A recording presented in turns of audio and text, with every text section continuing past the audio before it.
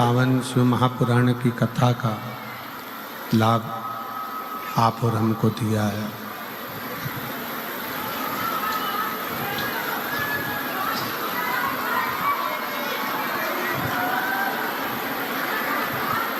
मानव का शरीर मनुष्य की देह और उस मानव के शरीर में, मनुष्य की देह में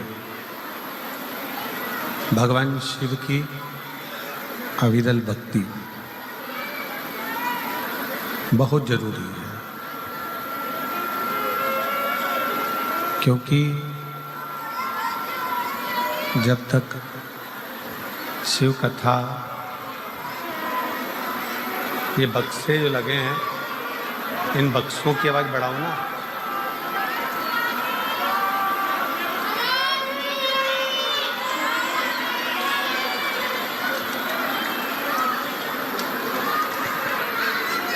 भगवान देवाधिदेव महादेव शिव, ओगड़दानी, त्रिकालदर्शी, कैलाशी, अविनाशी शंकर, जो संपूर्ण विश्व का कल्याण करने वाले हैं, संपूर्ण जगत का उद्धार करने वाले हैं। यदि मानव की देह मिले, मानव का शरीर मिले, आवाज़ यहाँ पर भी नहीं आ रही है बेटा, यहाँ भी आवाज़ नहीं है, तो इन लोगों को क्या आवाज़ आएगी?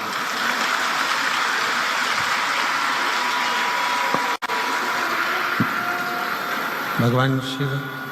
ओगड़दानी, त्रिकालदर्शी, कैलाशी, अविनाशी शंकर, जिनकी ये मानव का शरीर, ये मनुष्य की देह, और मानव के शरीर में भगवान शिव की अविरल भक्ति, अविरल कथा, ये जीवन का कल्याण करने वाली है, कर्तार्थ करने वाली।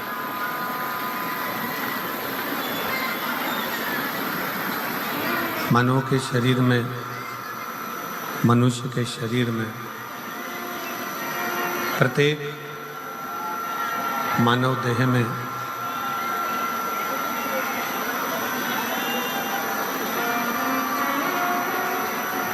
हर जीव के अंदर एक शिव तत्व विराजमान रहता है।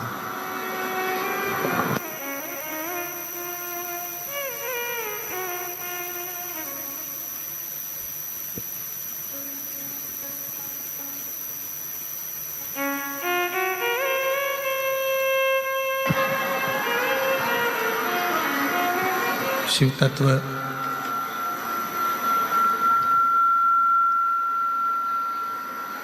प्रत्येक मानव के शरीर में, मनुष्य की देह में, मानव देह के अंतर्गत भगवान शंकर की एक शिव तत्व विराजमान रहता है।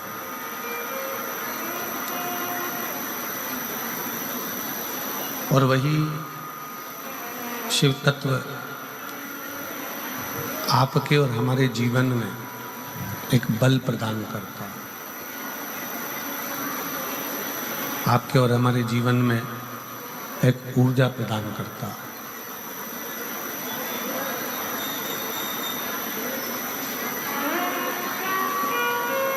शिव महापुराण की कथा कहती है, भगवान शंकर का चरित्र कहता है, शिव तत्व कहता है, ए बेटा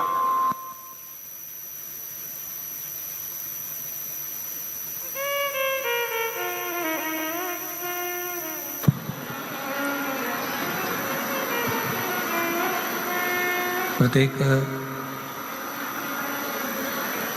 मानव के शरीर में, मनुष्य की देह में एक शिव तत्व, भगवान शंकर का एक तत्व विराजमान होता है। और जब आप और हम जिस समय पर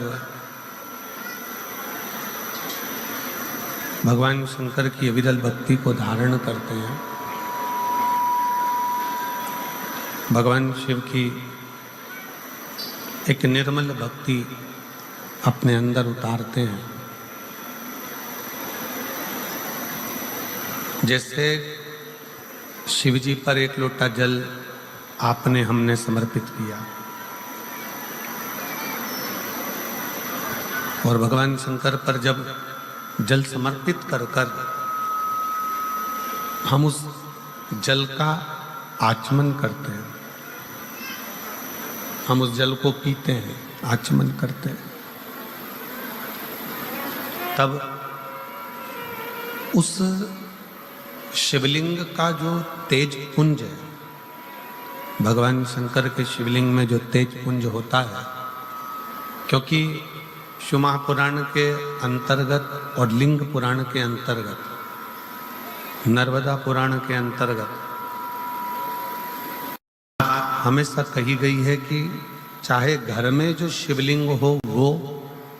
चाहे तुम्हारे घर के पास में जो मंदिर हो उसमें जो शिवलिंग हो वो, या 12 ज्योतिर्लिंग, उपलिंग, ये जितने भी शिवलिंग